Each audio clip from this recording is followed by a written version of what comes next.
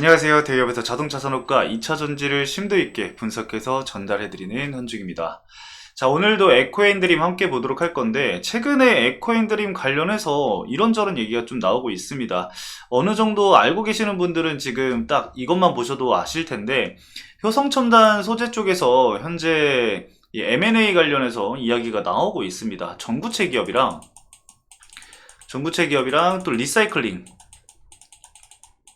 리사이클링 기업을 뭐 M&A를 하겠다 뭐 이런 이야기가 지금 나오고 있는 상황이고, 이거는 뉴스가 지금 나온 상황이죠. 근데 그 대상이 에코앤드림이 될 가능성도 있다라고 생각을 하시는 분들이 많은 것 같습니다. 그래서 제가 지극히 제 주관적인 생각을 좀 말씀을 드려볼 거예요. 이거는 아직 정해진 부분도 아니고 나온 게 없기 때문에 오피셜적인 부분들이 하나도 없습니다.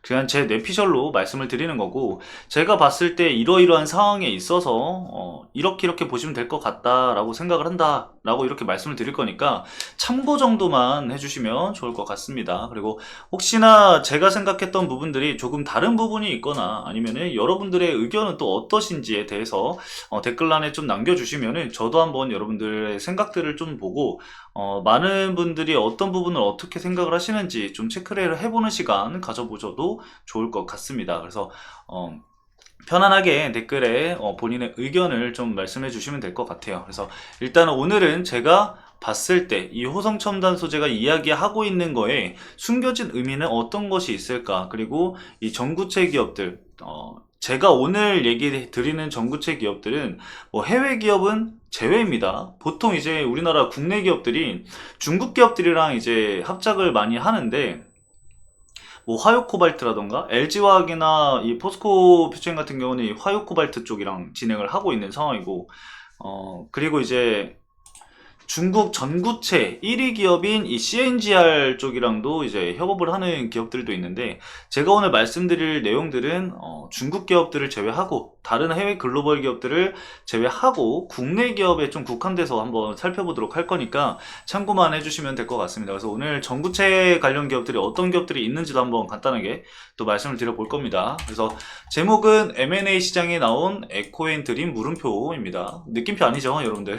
오해하시면 안 됩니다. 자, M&A 가능성과 생각해야 될 부분들에 대해서 오늘 말씀을 드릴 거예요. 다시 한번 좀 강조해서 말씀을 드리지만 지극히 주관적인 의견이라는 점 양해 말씀드리고요. 제가 오늘 말씀드리는 내용들이 좀 신빙성이 있다라고 느껴지시는 분들은 영상 좋아요 한 번씩 부탁드리도록 하겠습니다. 자, 그럼 본격적으로 에코앤드림 함께 보도록 하겠습니다. 자, 먼저 차트 잠깐 먼저 보고 넘어가도록 하겠습니다. 자, 차트 보시면은 어제 오늘 좀 시세가 좀 일부 나오고 있는 상황인데, 오늘은 시세 분출 이후에 좀 차익 실현 물량이 나오고 있는 모습이 다소 보이고 있습니다. 아무래도 좀 매물대가 형성이 되어 있는 구간이다 보니까 주가 상승이 이루어지기 위해서는 이전에 있던 물량들을 좀 소화해주는 과정도 분명히 존재하겠죠. 그래서 이렇게 윗꼬리를 달면서 이전 물량들을 좀 소화해주는 모습들을 보여주고 있는데, 자리를 계속해서 잡아가는지가 중요합니다. 아직까지는 추세 전환이 나온 것이 아니기 때문에 조금은 더 지켜볼 필요가 있다라고 좀 말씀을 드리고 싶어요. 그래서 참고만 해주시면 될 것 같고, 이거는 제가 추세 전환이 나오거나 이러면은 또 말씀을 드릴 거니까, 그리고 오늘 영상 마지막에 수급적인 부분들, 그리고 지켜줘야 될 자리들, 이런 것도 말씀을 드릴 거니까 영상 끝까지 시청해 주시면 감사하겠습니다. 자, 그럼 효성 쪽에서 기사 나왔던 거를 한번 좀 같이 보도록 할게요. 아마 보신 분들도 있을 거고 못 보신 분들도 있으실 텐데, 일단은 같이 보면서 말씀을 좀 드려보도록 하겠습니다. 자, 효성첨단 소재가 2차전지 전구체 리사이클링 기업을 M&A 저울질을 하고 있다라고 얘기가 나오고 있습니다. 조현상 효성그룹 부회장 중심으로 사업 구조가 재편 중인데, 이때 이제 전구체 쪽이랑 리사이클 쪽에 힘을 실겠다라는 이 퍼포먼스를 보이고 있는 거죠. 기사는 4월 8일 날 나온 내용입니다. 좀 다소 시간이 지났는데, 제가 이제 화요일이랑 수요일 날 영상 촬영이 진행이 안 됐기 때문에 오늘 이렇게 말씀을 드립니다. 자, 그래서 내용을 좀 살펴보면은 이 효성첨단 소재가 2차전지 전구체와 리사이클링 기업의 인수합병 등 사업 확장에 나섰다. 이 투자은행 IB 업계에 따르면 이 효성 첨단 소재는 2년간 공들여서 키워온 이 2차전지 전구체와 그리고 리사이클링 분야에서 기업 인수합병, 이 M&A죠. 그리고 조인트 벤처 JV, 이 합작사죠, 합작사. 이걸 포함해서 기업 확장을 좀 준비를 하고 있다라고 해요. 오는 7월 지주사 설립 전후로 구체적인 행보를 확인할 수 있을 것으로 예상이 되고 있는 상황이고, 효성은 지난 2월 23일 이사회에서 이 효성 첨단 소재를 중심으로 해서 효성 인포메이션 시스템, 그리고 HIS, 효성 홀딩스, USA, 효성 토요타, 광주일보 등 6개에 대한 이 출자 부분을 인적 분할해서 신규 지주회사, 이 효성 신설 지주, 가칭이죠. 지주회사를 설립할 계획이다라고 합니다.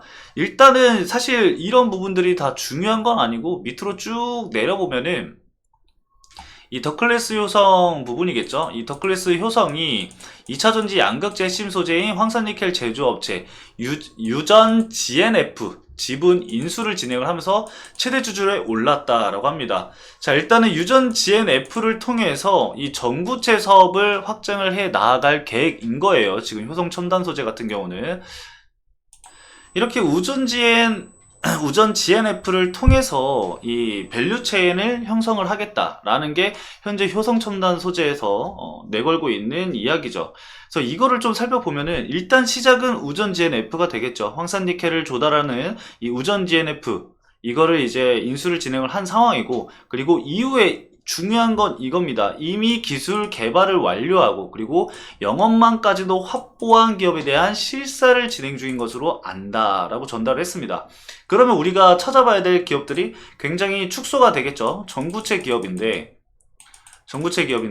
이미 기술도 있고 그리고 이미 공급망까지 형성된 기업을 찾고 있다라는 거예요. 자, 그러면 우리가 이것들을 한번 보면서 과연 어떤 기업들이 부합하는지에 대해서 얘기를 좀 해보도록 하겠습니다.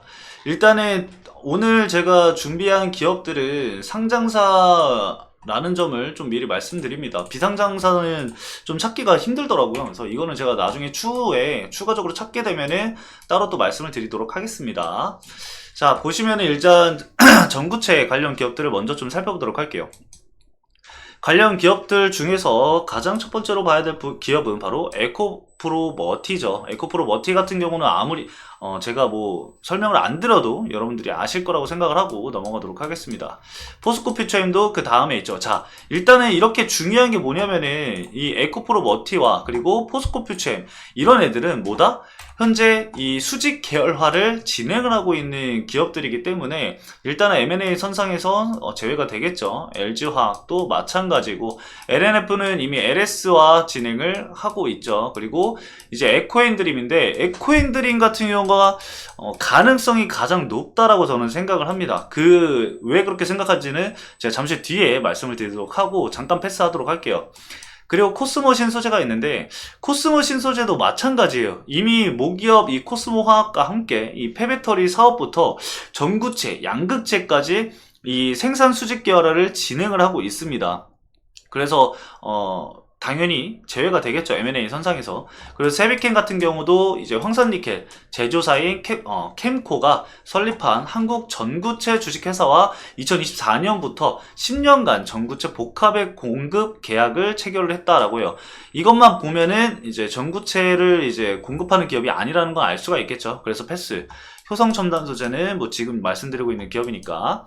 자, 그리고 SK 이노베이션도 마찬가지인데 SK 이노베이션일 리가 없겠죠. 패스. 야스도 있는데, 야스라는 기업은 이제 니켈 이 생산량 세계 1위인 이 인도네시아의 한국 합작 기업인 이 PT 이게 이제 약자인데, 해당 기업을 설립을 할 때 기술 협력사로 함께 참여를 진행을 했습니다. 이 야스라는 기업이 그래가지고 이 기업과 함께 전구체 공급 계약을 체결을 진행을 하게 됐는데, 사실상 여기도 가능성이 그렇게 높지는 않습니다. 이미 합작법인을 설립한 기업들이고 세 개의 기업이 이제 같이 진행을 한 거기 때문에 추후에 이제 뭐 인수라던가 이런 걸 하게 되면은 그 과정이 굉장히 복잡해지겠죠. 그래서 일단은 야스도 제외를 합니다. 그리고 DS 단석도 이제 전구체 관련주로 볼 수가 있는데 얘네들은 이제 재활용 관련 기업이거든요. 그럼 일단 리사이클링에도 맞고 대신에 전구체를 생산할 수 있는 능력은 없습니다.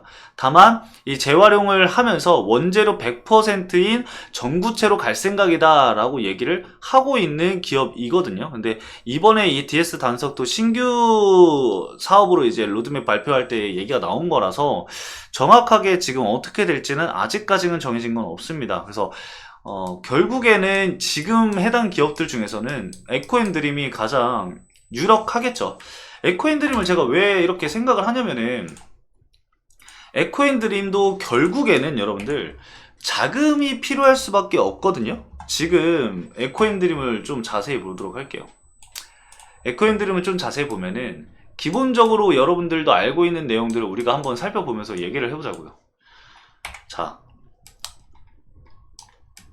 지금 이 에코앤드림이 증설을 진행을 하고 있습니다. 그쵸? 증설을 진행을 해서 연간 이 35,000톤의 생산 능력을 가지게 되죠. 25년 상반기에 가동할 예정이기 때문에 최종적으로 풀캐파로 돌릴 수 있는 그 시점이 2025년 상반기다 라고 보시면 되는데, 얘네가 이제 돈을 다 끌어와서 국가 지원금도 받고 해가지고 증설을 한 게 지금 이만큼이에요. 그쵸?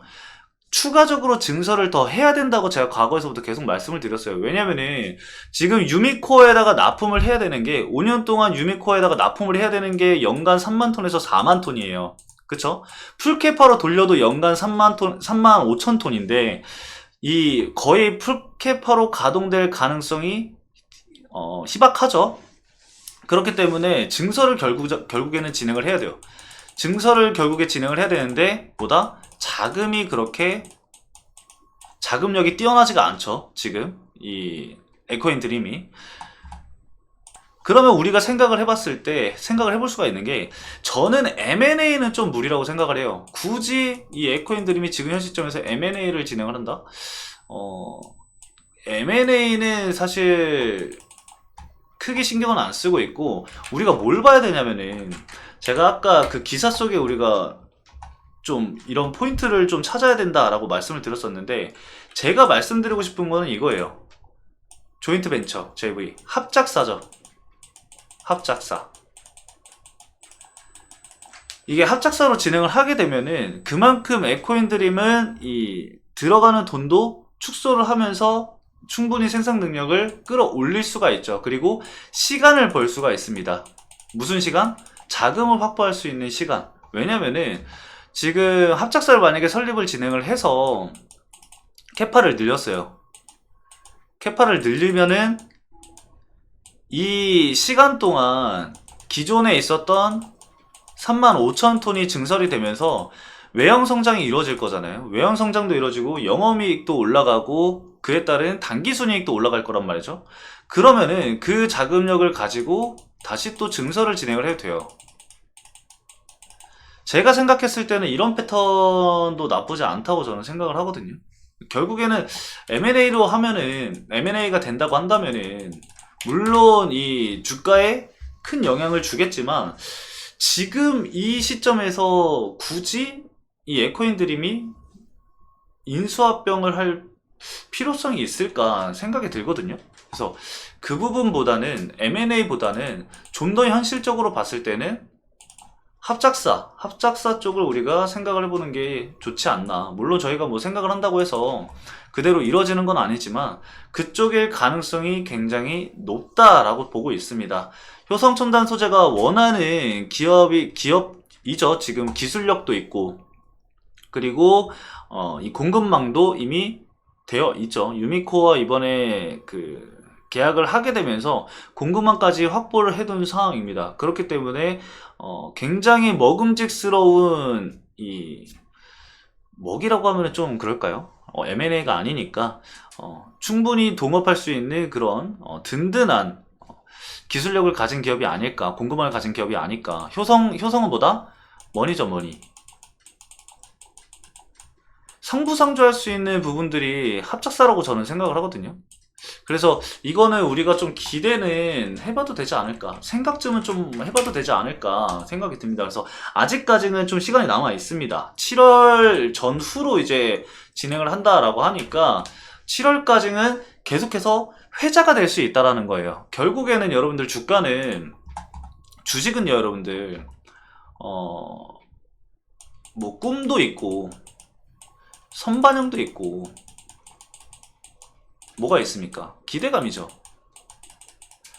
결국에는 얘가 인수가 되든 안 되든, M&A를 하든 안 하든, 뭐 합작사를 설립을 하든 안 하든, 그게 뭐 중요하긴 합니다. 중요하긴 하지만 그 전까지, 확정되기 전까지는 그러한 기대감과 이런 이슈들이 회자됨에 따라서 주가는 충분히 상승 여력을 나올 수 있다, 상승 여력이 충분하다라고 우리가 해석을 또 해볼 수가 있는 거겠죠. 다만 만약에 그로 인해서 주가 상승이 강하게 나왔는데 그 부분이 무산이 된다, 없던 이야기가 된다, 뭐 사실무근이 나온다, 그렇게 되면은 사실상 주가에는 큰 악영향이 되겠죠. 그래서 기존에 상승했던 분을 모두 반납하는 그런 흐름들이 나오겠죠. 그래서 이거는 추가적인 흐름들을 우리가 앞으로 지켜보면서 대응 전략을 좀 구상해 볼 필요가 있는 부분이다 라고 좀 말씀을 드리고 싶습니다. 그래서 그 부분은 이렇게 좀 참고를 해주시면 될 것 같고요. 차트 한 번 더 보고 마무리하도록 하겠습니다. 자, 지금 저항받은 데가 기존에 있었던 이 지지를 받았던 라인들, 그리고 저항을 받은 가격대에 위치해 있습니다. 그래서 해당 가격대에서 다시 한번 오늘 저항을 받으면서 차익 실현 물량이 일부 나왔지만, 제가 이전 영상에서 말씀드렸듯이 지금 여기 체크되어 있는 가격 라인 있잖아요. 여기 이 가격대에 이탈하지 않는 선에서 방향성은 언제든지 전환이 나올 수 있다라고 말씀을 드렸습니다. 하지만 우리가 주의해야 될 건 있죠. 지금 이 시점에서 하락 추세를 이겨내지 못한다라고 한다면은 주가는 어떻게 된다? 조정이 나올 수 있습니다. 이런 식으로 추가적인 하락 패턴이 이어질 수 있겠죠. 그래서 다소 이런 패턴은 좀 조심해야 된다라고 말씀을 드렸습니다. 그래서 지켜봐야 될 가격대들, 라인들 다 말씀을 드리고 있으니까 여러분들이 생각했었던 그 투자 원칙과, 그리고 본인들이 이제 진행을 하려고 하는 투자 방식과 어떤 부분이 좀 다른지 생각을 좀 해보시고 투자 전략을 세우시는데 도움이 되셨으면 좋겠습니다. 오늘 제가 뭐 확정적으로 얘기할 수 있는 이야기들은 없었지만, 간단하게 그냥 이렇게 생각도 해볼 수가 있다라고 정도만 시청을 해주시면 좋을 것 같아요. 그래서 제가 얘기했던 부분들이 좀 다르거나 아니면은 여러분들이 생각하는 건 좀 다르다라고 생각을 하시면은 댓글란에 언제든지 댓글을 남겨주시면은 저도 읽어보면서 이렇게 생각을 할 수 있겠구나 라는 또 생각을 할 수 있게끔 그런 자리를 좀 만들어 가면 좋을 것 같습니다. 자, 오늘 간단하게 에코인 드림 여기까지 말씀을 드리면서 마치도록 하겠습니다. 오늘도 시청해주신 여러분들 감사합니다.